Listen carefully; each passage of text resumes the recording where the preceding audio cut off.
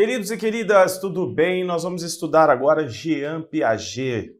É sempre importante regravar, atualizar a aula sobre Piaget, trazer novos exercícios, porque é algo que cai na prova, né? É um assunto que cai nas provas. Então vamos lá, vamos estudar Piaget. Para começar, eu peço para vocês sempre, quem ainda não nos segue lá no Instagram, siga, porque acontece bastante coisa no Instagram, tá? Então é interessante, é legal para a gente também e com certeza vai agregar para você. Piaget. Aqui, gente, eu quero colocar 3 pontos para nós introduzirmos aí Piaget, para a gente entender.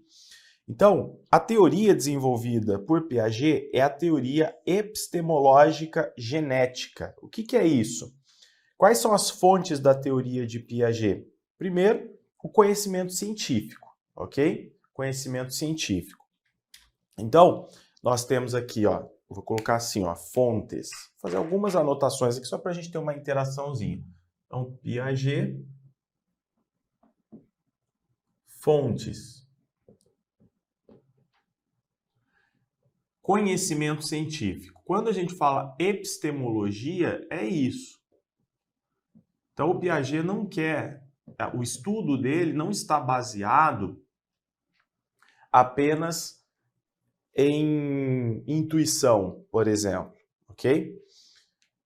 Conhecimento científico. Outro ponto, epistemologia genética. Genética, também relacionado com gênese, ou seja, qual é a origem do conhecimento?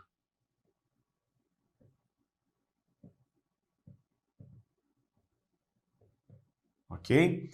Epistemologia relacionada, então, a conhecimento científico e gênese, origem do conhecimento, parte genética. Para ficar mais claro, vejam aqui. Foco principal do Piaget é o sujeito epistêmico. Tá? O foco principal dele é o sujeito epistêmico. Eu vou até utilizar uma corzinha roxa aqui. Sujeito epistêmico, quem é esse, Vinícius? É o indivíduo no seu processo de construção do conhecimento. Então, esse sujeito epistêmico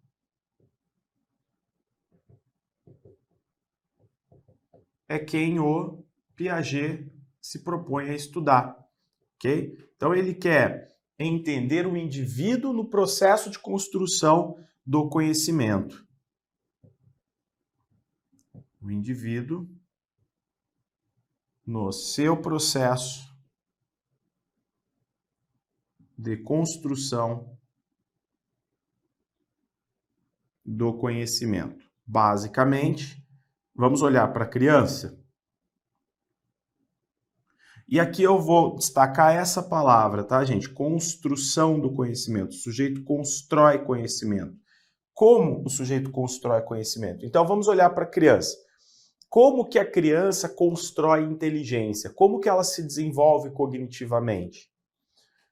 É justamente aí que nós temos o foco principal da teoria de Piaget, ok? Como que a criança se desenvolve cognitivamente, como que ela constrói inteligência. Então, lá na sua prova, o foco principal, sujeito epistêmico, tá?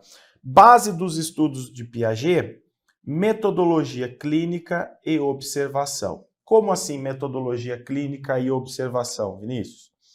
Metodologia clínica, gente, Piaget observa crianças, então ele vai desenvolvendo os estudos dele a partir da observação de crianças. Então ele faz ali, ele realiza atividades com as crianças, ele realiza experimentos com as crianças e ele vai percebendo como que os grupos de crianças, como que as crianças agem diante de determinadas situações, nessa relação que ela está tendo ali com o meio físico e com o meio natural, com o meio social também, ok? Então, a base dos estudos de Piaget é metodologia clínica e observação. No caso da observação aqui, ele vai observar as ações das crianças. Seria um estudo, tá? Um estudo dos atos infantis.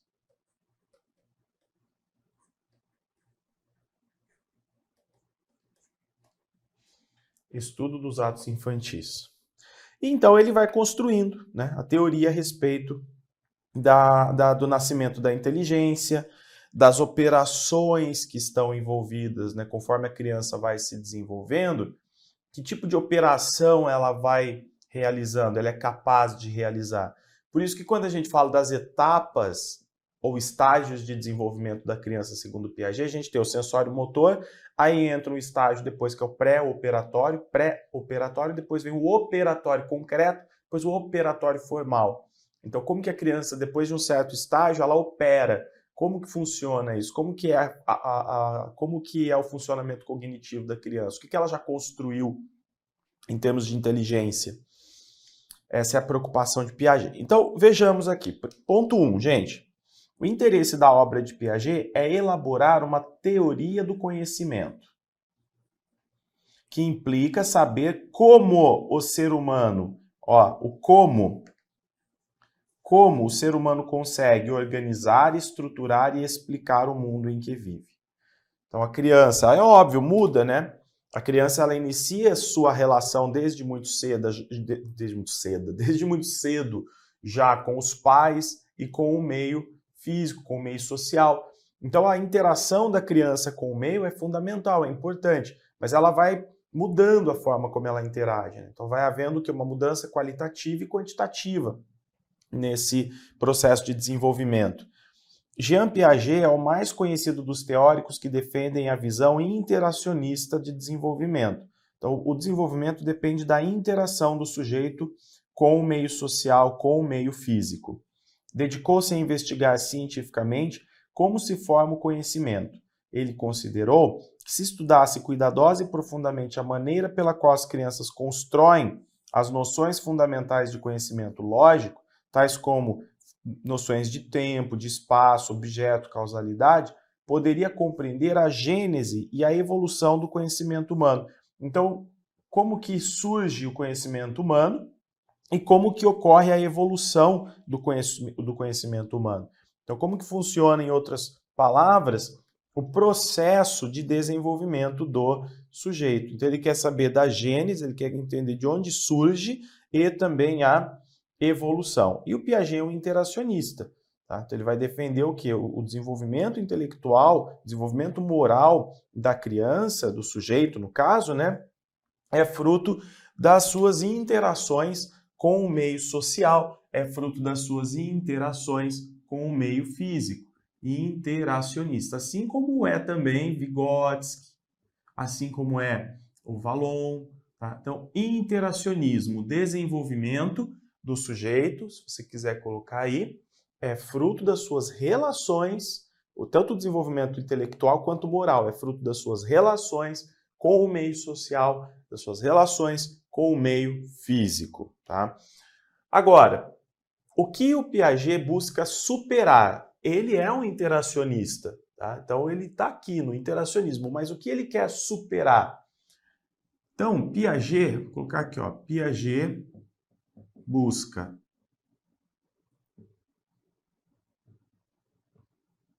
superar duas correntes que existiam até então. O inatismo, que o sujeito então já... Como que seria isso? O sujeito já nasce com capacidades que vão se desenvolver naturalmente, então a corrente inatista ele quer superar, e aqui no caso seria, também envolve a superação do gestaltismo, e o empirismo.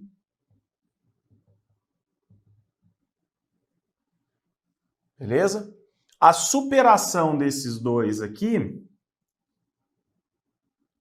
então nós vamos, o Piaget pretende superar aqui essas duas correntes e constrói então a sua forma, né, de compreender como o sujeito se desenvolve construindo inteligência, desenvolvendo então o construtivismo.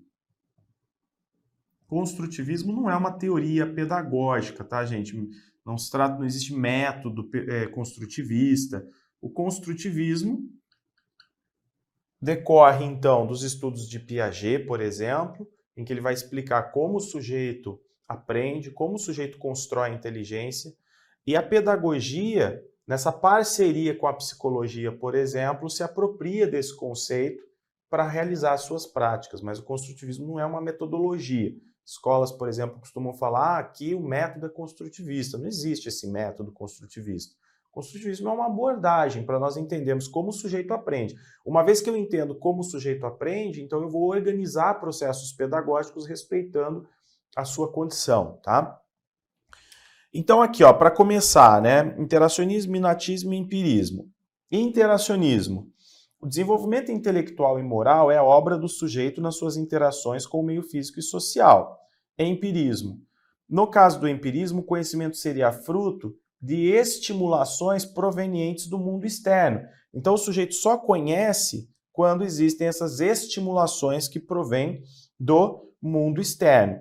Gente, no caso do empirismo, o conhecimento ele seria uma cópia direta da realidade, tá? Então aqui, ó, no empirismo, vamos colocar assim, o conhecimento como cópia direta da realidade. Se eu sigo, por exemplo, a corrente empirista,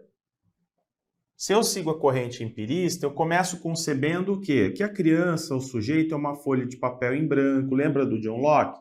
São as bases do empirismo. Então, a criança é uma folha de papel em branco. Quando ela chega na escola, ela não sabe nada. A partir desse momento, a escola vai ensinar conhecimentos para ela. Quando eu apresento alguma coisa para a criança, ela memoriza aquilo que eu apresento a partir dessa experiência com aquele estímulo que foi dado e ela aprende dessa forma. Então, a gente tem aqui associado, por exemplo, ao empirismo, o behaviorismo, né? A teoria psicológica do behaviorismo, do comportamentalismo, em que o conhecimento, então, ele se dá como cópia direta da realidade. É diferente do construtivismo, porque no caso do construtivismo, o sujeito é estimulado pela realidade externa, mas o conhecimento é construído internamente. Quando eu apresento um objeto para a criança, ela ainda precisa se apropriar internamente daquele objeto. Ela já não vai ter, ela não vai construir o conhecimento simplesmente porque eu expliquei do que se trata. Eu tenho que oferecer à criança ainda a oportunidade de internamente ela construir conhecimento. No caso, seguindo o Piaget, a partir de processos de assimilação, acomodação, adaptação, não é? Aqui no empirismo, não. Aqui no empirismo, o conhecimento seria uma foto do real, né? Então, uma vez que eu, por exemplo, levando para a questão pedagógica, se o professor apresentou o assunto, explicou bem, o sujeito tem que aprender, mas não é muito bem dessa forma que funciona para os construtivistas. O que mais, Vinícius? O inatismo, né? Olha lá o inatismo. O conhecimento teria origem inata, então o sujeito já nasce com o conhecimento e ele vai simplesmente aparecendo aos poucos de forma natural. E entra aí o gestaltismo. Então o Piaget quer superar aí o gestaltismo, que é a corrente alemã, né? Que é aquela corrente que trabalha com a forma.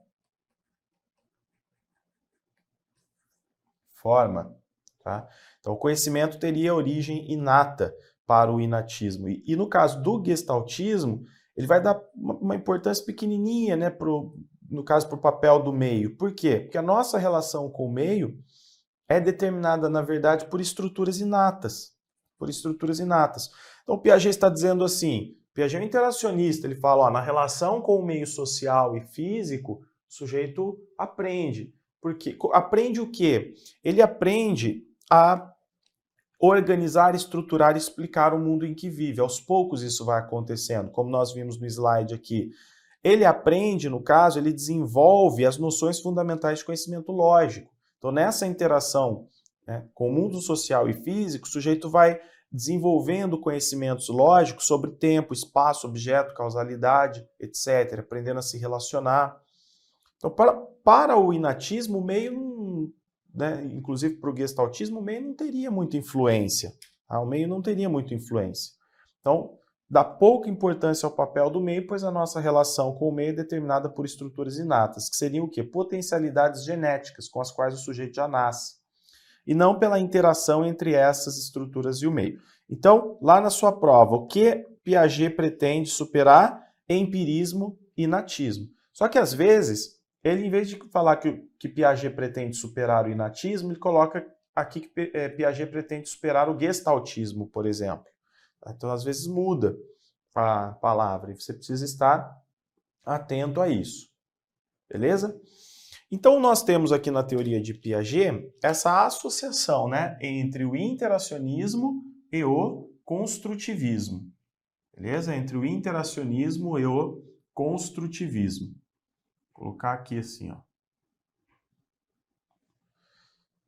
Voltando para o material. Construtivismo, superação do empirismo e do inatismo. O que nós temos aqui, pessoal, de teoria, quando a gente fala de construtivismo mais interação? Basicamente é isso aqui, ó. Vou colocar um esqueminha assim, ó. Construtivismo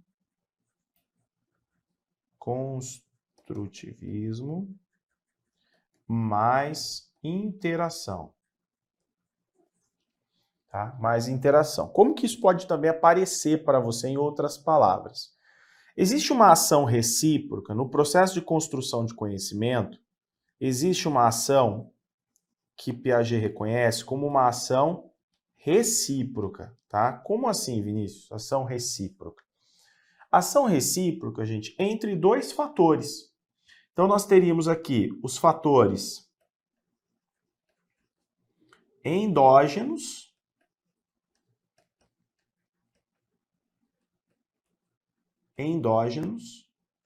tá? E os fatores exógenos. Tá aqui, então, a função recíproca.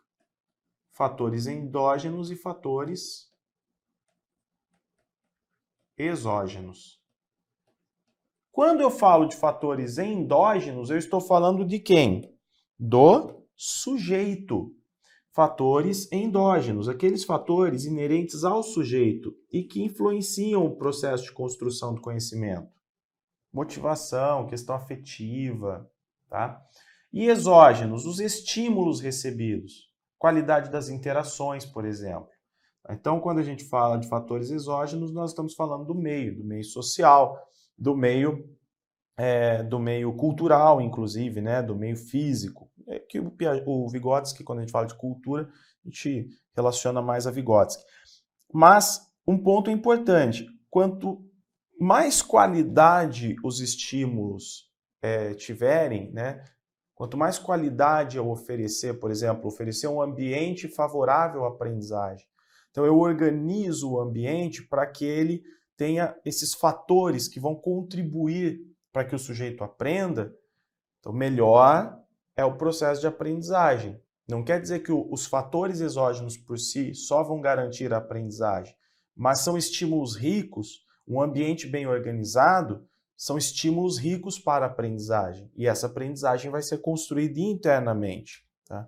Então, nesse processo de construção do conhecimento, existe essa ação recíproca que você precisa reconhecer, que você precisa lembrar dela lá na sua prova, tá? Essa relação entre fatores endógenos e fatores exógenos. E o sujeito, gente, a relação do sujeito... Aqui é basicamente o quê? Relação entre sujeito e meio, tá? É isso. É a relação entre o sujeito e o meio. E essa relação entre o sujeito e meio tem caráter dinâmico. Vou colocar aqui, ó. Relação com caráter dinâmico. Como assim, Vinícius? Dinâmico. O sujeito não é passivo. Ele não é só um fruto. A criança não é só um fruto do meio. A criança age sobre o meio. Então, quando a gente fala de sujeitos, no caso as crianças, por exemplo, são o quê? São sujeitos ativos e não passivos. Como a criança age sobre o meio e o meio também é influenciador nas ações da criança, ele também estimula, enfim, existe esse caráter, essa relação, né, entre sujeitos e meio com caráter dinâmico. Bom? Então, assim, é um detalhezinho, é só uma interpretação de tudo que nós estamos falando. É como se fosse assim, falar de tudo que nós já falamos em outras palavras. Mas eu acho importante você ter esses esqueminhas porque facilita muito na hora da prova. Em vez de você ter que raciocinar muito para associar uma coisa a outra, não, a informação está ali pronta já para você resolver sua questão, bom? Agora aqui, gente, ponto importante, interesse pelo desenvolvimento infantil.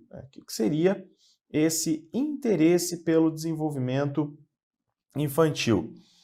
Inicialmente, Piaget trabalhou com dois psicólogos franceses, né? Binet e Simon, que por volta de 1905 tentavam elaborar um instrumento para medir a inteligência das crianças. O Alfred Binet, por exemplo, esse aqui, trabalhava com aqueles testes de QI. Né? Acho que você já ouviu falar sobre isso, sobre os testes de QI. E isso era comum, né, nas escolas francesas. Tal instrumento, o teste de inteligência de Binet-Simon, foi o primeiro teste destinado a fornecer a idade mental de um indivíduo. E é até hoje utilizado, depois de ter sofrido sucessivas adaptações. Ao analisar as respostas das crianças do teste, Piaget começou a se interessar pelas respostas erradas das crianças. Olha que interessante. Não pelas certas, mas pelas erradas. Salientando que as crianças só erravam porque as respostas eram analisadas a partir do ponto de vista do adulto. O que nós já temos nesse slide? Por que eu acho esse slide muito importante e rico?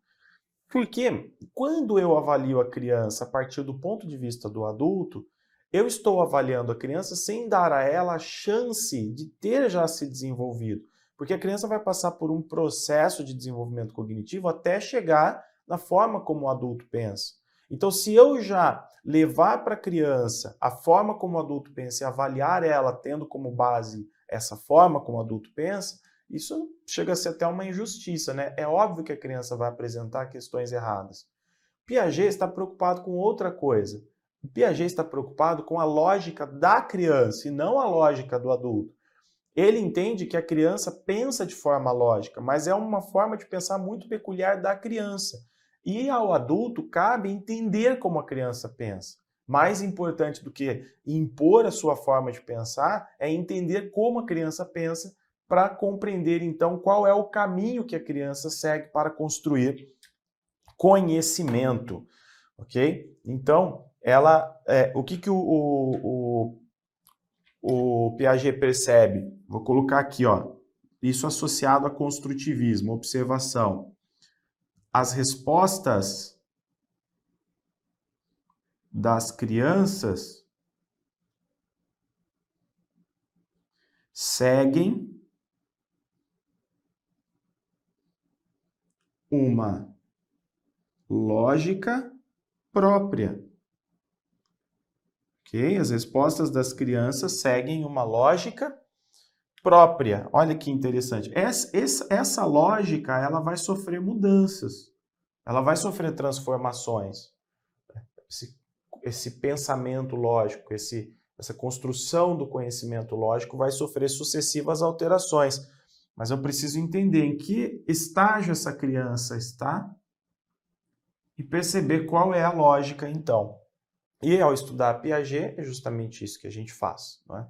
Compreender como que a criança passa pelos estágios de desenvolvimento. Então aqui eu vou colocar para vocês um outro esqueminha, que é o seguinte. Então nós teríamos a lógica, é uma interpretação de estudo, tá? De funcionamento mental da criança. Lógica de funcionamento mental da criança. Essa lógica de funcionamento mental da criança é diferente, então, da lógica de funcionamento mental do adulto. Maravilha! É diferente da lógica de funcionamento mental do adulto. Eu quero reconhecer com você o caráter dessa diferença. Trata-se do que aqui? Essa diferença é o quê? É qualitativa, tá? Então, isso é importante nós reconhecermos. É uma diferença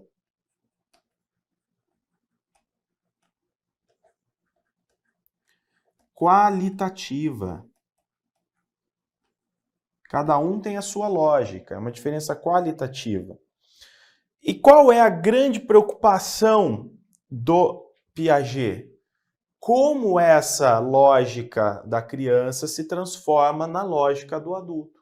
Qual é o caminho que a criança percorre? Ok? E ao percorrer esse caminho, essa transformação que acontece é uma transformação qualitativa. Bom, é uma transformação qualitativa.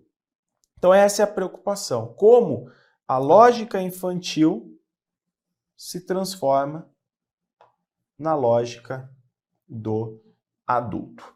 Eu vou fazer uma pausa, pessoal, e a gente vem para analisar o ponto 5 aí, do ponto 5 em diante.